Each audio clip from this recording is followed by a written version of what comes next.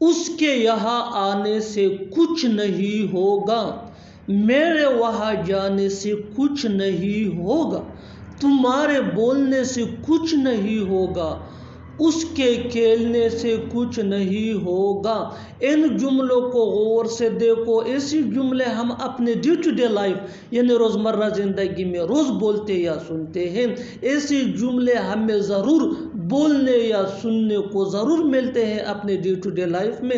इन जुमलों में हम कह रहे हैं कुछ नहीं होगा, यानी हर सेंटेंस में कुछ नहीं होगा बार बार रिपीट हो रहा है।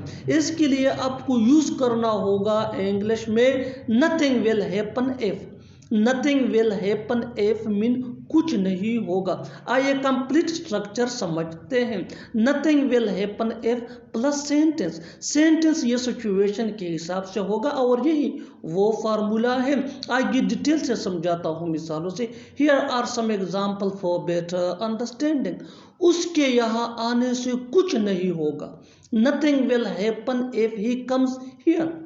Nothing will happen if he comes here. मेरे वहाँ जाने से कुछ नहीं होगा। Nothing will happen if I go there. Nothing will happen if I go there. तुम्हारे बोलने से कुछ नहीं होगा। Nothing will happen if you speak.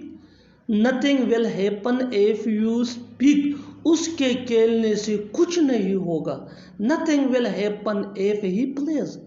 Nothing will happen if he plays. और आखिर में ये सेंटेंस आपके लिए कमेंट सेक्शन में इसका जवाब ज़रूर देना।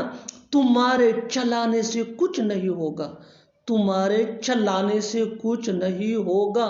Subscribe to English page for more advance English sentence structure. Thanks मन।